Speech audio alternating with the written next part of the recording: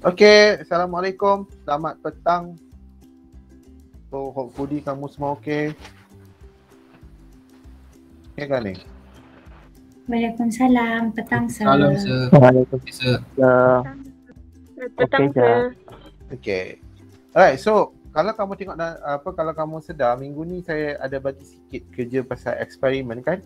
So eksperimen yang lab punya tu. So this is an alternative for us to experience some lab skill walaupun kita tidak berada di dalam lab. Okay, so untuk hari ni, lesson kita pada hari ni kita akan fokus pada skill yang ada dalam lab. So saya akan introduce. So as you can see on the presentation, saya ada present satu satu display pasal eksperimen tu. Saya pilih eksperimen 2 like yang lain daripada kamu kena buat tu, but the skill here is just the same. So I want to highlight certain things here lah. Okay, so before I proceed, I would like to ask you guys have any question first that you want me to answer. Ada apa soalan kamu nak tanya saya dulu?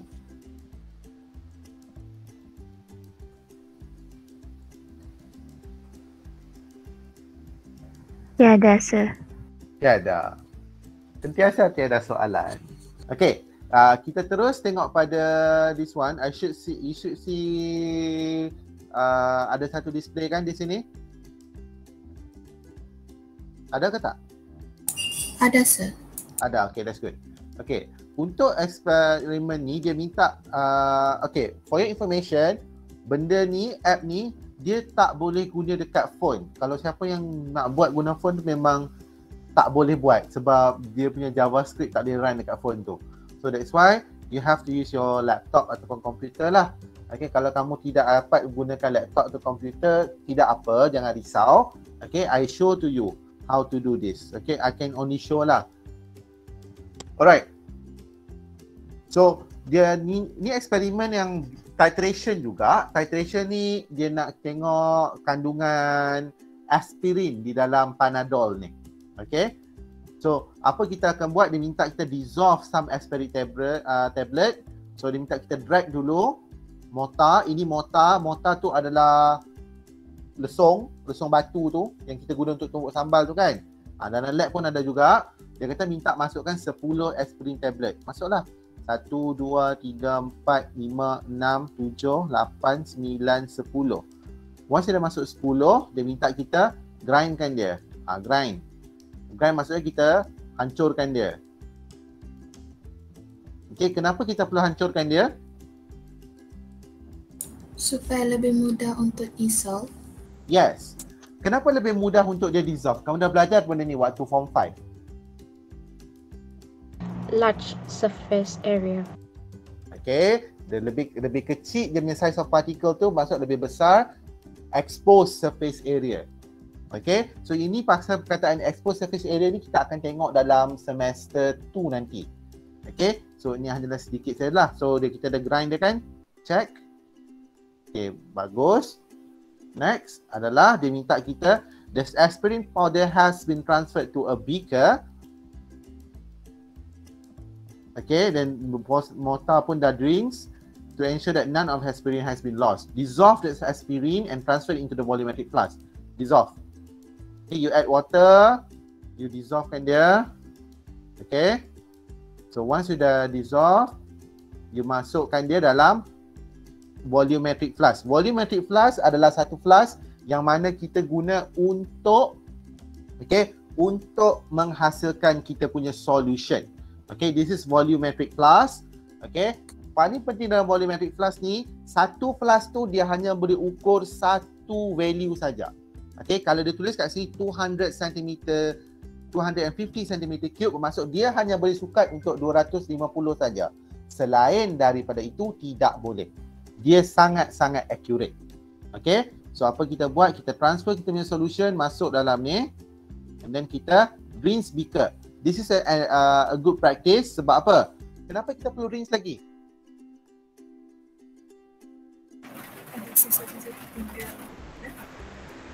Apa dia? Lagi sekali? Ada sesuatu solution yang Okay, kita nak pastikan semua solution tu ditransfer. Tidak ada lagi aspirin yang tertinggal di dalam kita punya beaker tu. So once kamu dah masukkan, kita akan tambah air sampai di garisan ni. This line, garisan ini dipanggil sebagai graduated mark. Okay, graduated mark. So apa kita akan buat? Kita akan tambah air masuk. Okay. Apa jadi sekarang? lebih. Kalau terlebih, apa kamu buat? Sudut balik keluar. Buang. Okay. Kalau terlebih, kita check, alamak tak boleh, kena restart balik. Okay. So, ditambah air. Terlebih lagi. Kena restart balik. So, ditambahlah sikit-sikit. Okay. Then ditambah drop by drop by drop. Sampailah meniscus tu bawah. Ini pun dah terlebih. So, you kena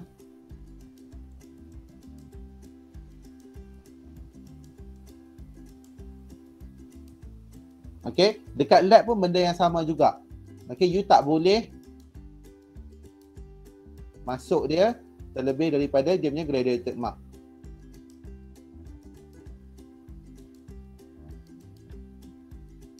Meniscus tu bacaan dia diambil di bawah ini, bahagian bawah ini. Okay, so ini adalah cara kita buat solution. Once kita dah buat solution, kita akan tutup dan kita akan goncang dia. Okay, cara kita goncang dia tu, dia alamak, botol tak ada. Ada botol ubat batuk kat sini. Okay, kalau kamu tengok dekat video, muka saya ni, nampak tak cara saya goncang? Dia macam ni cara goncang dia. Okay, faham? Faham, sir. Faham, sir. Jangan goncang macam ni ya, bukan buat susu anak. Bukan. Dia macam ni. 1, 2, 3. Okay. Next activity, preparing for titration. So kita nak prepare for titration. Apa kita perlu buat sebelum kita buat titration tu?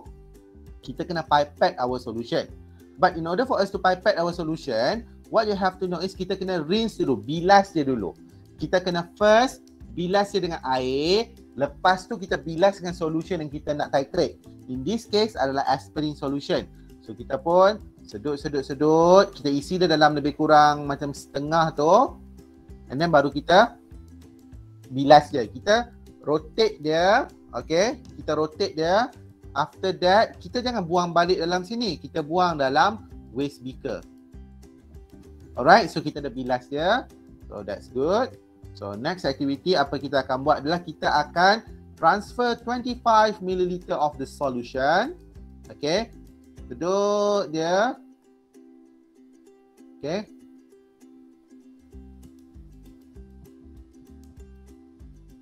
Okay. Kita tengok. Mestilah meniscus dia pada di bawah. And check. Okay, once dia dah tu, kita transfer masuk sini.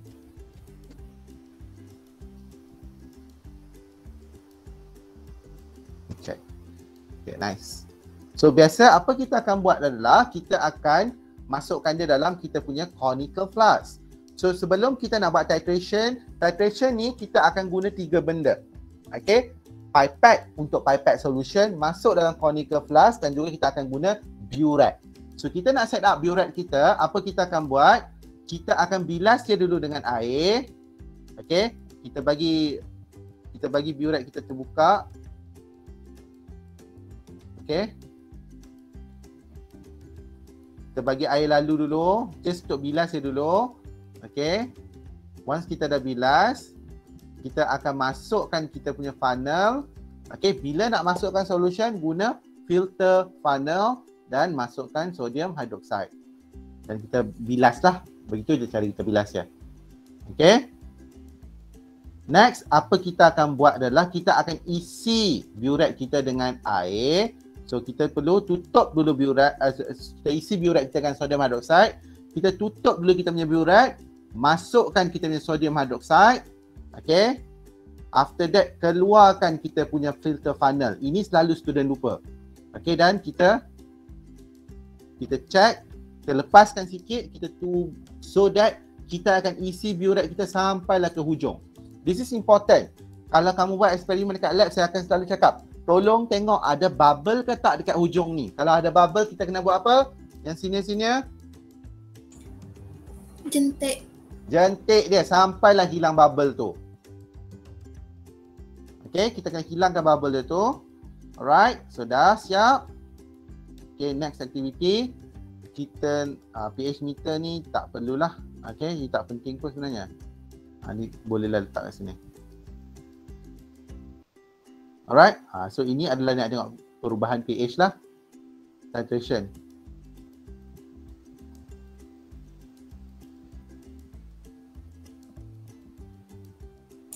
Sir, Yes.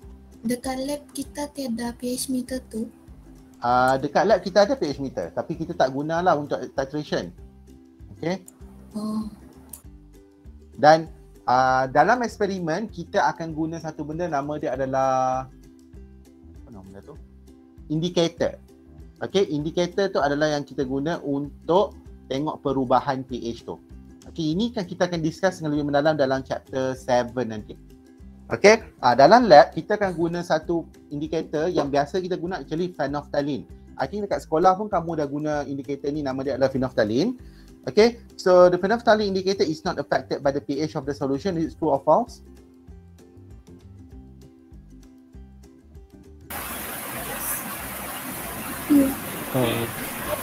False. Okay, kenapa kamu cakap false? Sebab indikator tunjukkan dia punya perubahan. Exactly, indicator tu tunjukkan perubahan pH. Okay, the phenolphthalein indicator color change close to the point of neutralization, which is the end point of the titration. True or false? True. True. Very good. When adding acid to the base, phenolphthalein indicator change from color to colorless. From colorless to pink. False. Sir. Kenapa dia berubah dari warna apa? From pink to colorless. From pink to colorless kalau kata kita letak dia tu dalam base. Okay, kita tengok solution apa. Kalau ini acid, kalau solution ni adalah acid, dia akan berubah daripada colorless jadi pink. And peringkat metrik biasanya kita punya eksperimen terbalik sikit dengan sekolah. Dekat sekolah kita guna pink to colorless kan. Dekat sini kita akan guna colorless to pink. Okay, check. Okay, finish. Next activity, measuring mass. Okay, ini actually dia lebih kurang yang eksperimen kita buat dekat college nanti. Okay, saya ada nampak lah ada orang cakap tak faham function tear tu. Tear ni actually kita nak re-zero dia. Okay, so ini baik. Okay, awal-awal bacaannya kosong. Bila kita letak weighing board tu ataupun bekas penimbang tu, dia akan ada bacaan kan. So ini akan menyusahkan kita untuk mengira mass dia nanti. So apa kita perlu buat, kita tekan tear, dia jadi kosong. Okay, kalau you angkat balik weighing board tu, nampak dia ada negatif dah. Maksud sebab dia dah tolak dengan mass weighing board tu. Next, you masuk sodium hydroxide.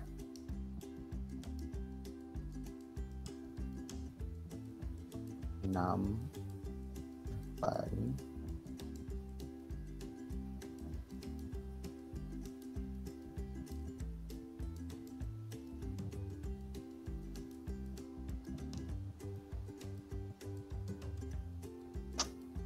Okay, so kita dah sukat 1 gram.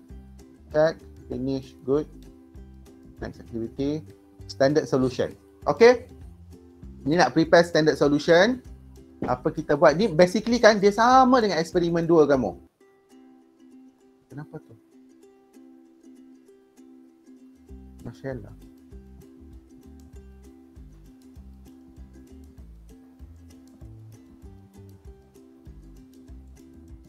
Okay, you masukkan, okay, right. So you, macam ni nak transfer daripada sini ke sini, kena ada funnel, ruang funnel. Next you bilas, masuk air dan you stir dia and then you masuk.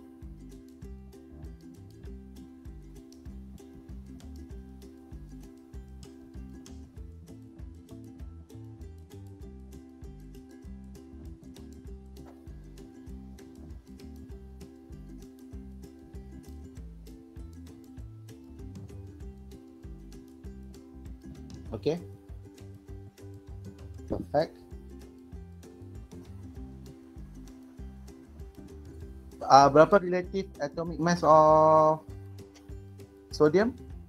23. 23, good. Oxygen? 16. 16. Ini adalah 1. 1. Okay. So you boleh cari dalam periodic table lah. Dari periodic table you boleh dapat. Okay. Check. Nice. Kenapa kita perlu kira tu? So sekarang ni tampaknya kita kena kira dia punya dia minta mol kan. Mol is equal to apa? Mass over molar mass. Mass over molar mass. Mass over Molar molar mass. mass. Okay. Saya akan dapat mol dia adalah samaan 0.025 mol. Next. Ini dia nak minta calculate di concentration kan. Concentration is actually molarity. Molarity is equal to mole of solute bahagi volume of solution in liter. Okay. So mole of solute bahagi volume of solution in liter. So sebab dia ini dalam centimeter cube, dia bahagi per 1000. Per 1000 tu naik atas jadi darab 1000. Okay. Tak tahu, you tengok sini. Ini cara dia tunjuk. Okay. So sekarang ni kita dapati bahawa mol dia adalah 0.025. Volume dia berapa dalam volumetric class tadi? 250. 250. And dia akan dapat dia adalah concentration is 0.10 molar. Preparing for the titration, sama juga.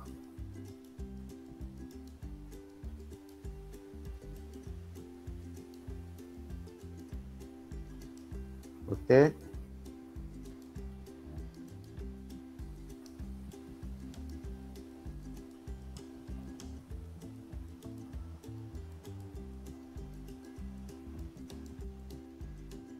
Okay.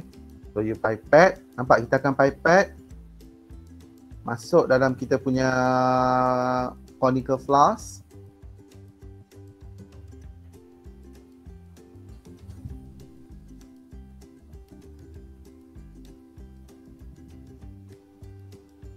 Okay. Once sudah masukkan, jangan lupa add your indicator. Dia berapa? 3 drop kan?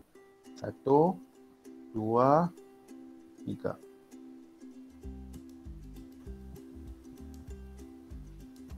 Okay. Burette head up. Okay. Kita rinse.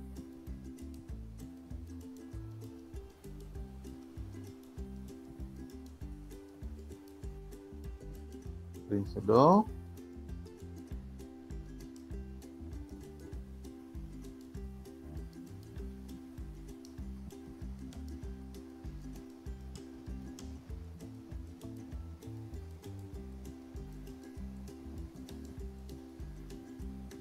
Apa salah saya di sini?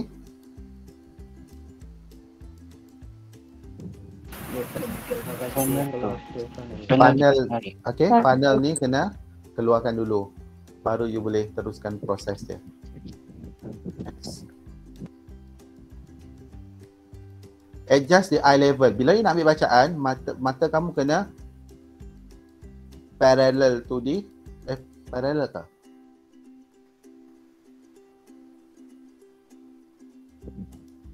Kena selari lah. Parallel lah kan? Selari dengan ni. Bila dah selari, next activity apa kita akan buat adalah kita akan record initial reading. Okey, ini penting cara untuk membaca burette.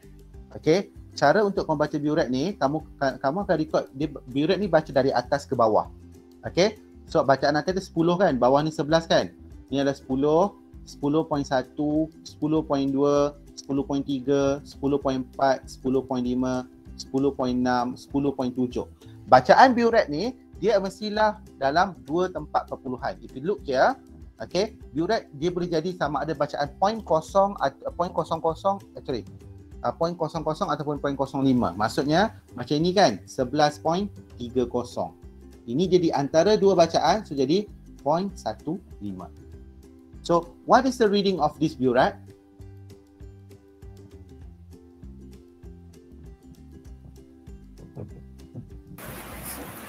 $10.65. 10.65. Kita check Very good. So next apa kita akan buat? Kita akan start titration. Bila kita start titration, masa kita buat tu kita akan swirl solution kita. Okay, kita akan swirl solution kita sambil kita jaga tab. Okay, so saya stop dulu. Bila kita buat Burette ni, okay, bila kita deal dengan Burette, tangan kiri kita, macam saya seorang right handed, tangan kiri tu saya akan jaga tab tu. Tab tu adalah ni, dia punya kepala Burette tu, pilih Burette tu kan. Okay, tangan kiri saya akan jaga tab tu. Tangan kanan, which is tangan dominan saya, akan swirl the solution. So sambil saya buat titration tu, saya akan duduk macam ni lah. Okay, ni kalau kamu tengok pada video muka saya sekarang ni, kamu akan nampak macam mana cara saya buat. Okay, sekejap saya tengok, nampak clear ke tak? Okay, dia akan macam ni lah. Okay, so bayangkan ini adalah conical flask. Okay, ini adalah Burette tu, saya akan swirl macam ni. Faham? Faham, sir. Alright, so kita sambung balik titration. Nampak tu perubahan warna dia? Ni kita guna start dengan pink, jadi colourless nanti. So kita nak cari dia jadi colourless. Bila dia jadi colourless, kita akan stop. Okay, stop. Okay, warna dia permanent kan?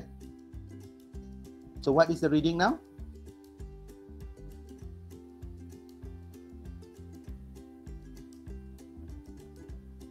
Berapa bacaan dia?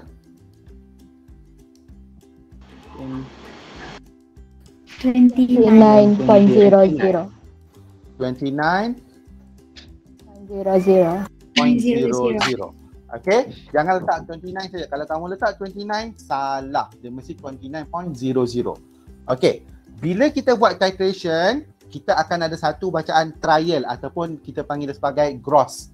Okay, gross reading lah, bacaan kasar. Okay, trial ni lah kita akan buat tengok, oh bacaan dia lebih kurang macam ni saja. Okay, bila nak buat titration, mesti ada gross, first titration, second and third. Biasa kita akan buat sampai 3. So, apa kita akan buat? Kita tengok ni bacaan dia dan kita akan kira dia. Jadual titration mesti start dengan final reading, bawah dia adalah initial reading.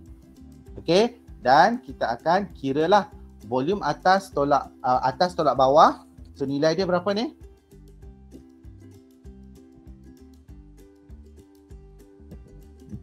$18.35. 18.35.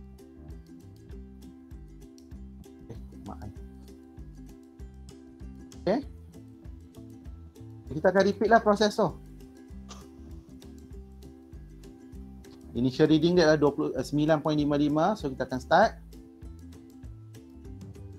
And you tell me when to stop.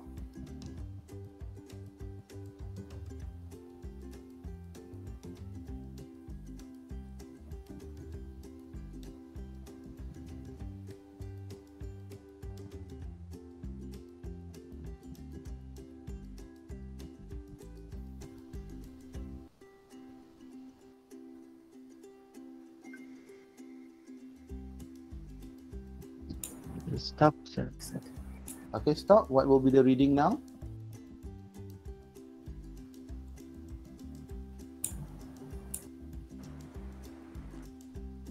$27.10. 27.10. 27.10. Okay. And volume dia adalah should be 17.55. 17.55.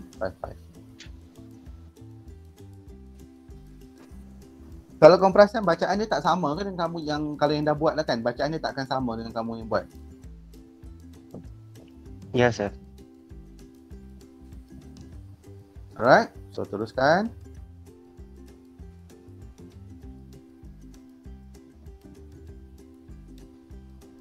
Okay, satu saya nak highlight, bacaan biorek ni tak initial tu dia tak semestinya start pada kosong. Ni kalau kamu tengok masa ujian mandi tu, dia orang sampai masuk guna dropper letak 1.0.00. It will be a waste of time. Okay, don't waste your time like that. Right?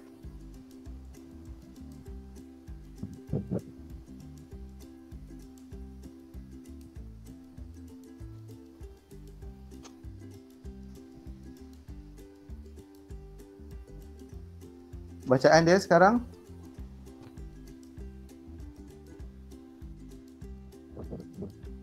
26.85. 0.90. 26 point, dia lebih dekat dengan 9 kan? Ya.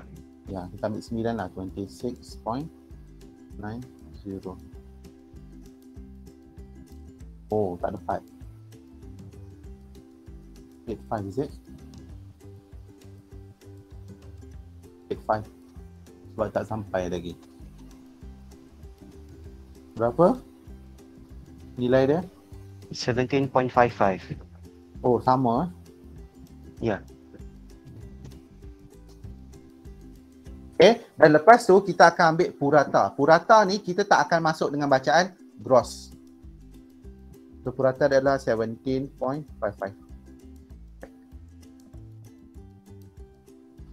So kita akan buat untuk side C pula. Okay.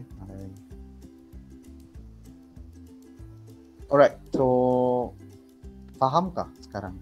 Saya tak nak teruskan ini lah.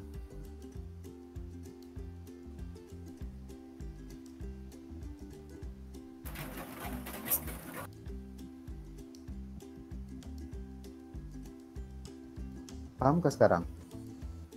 Faham, sir. Faham.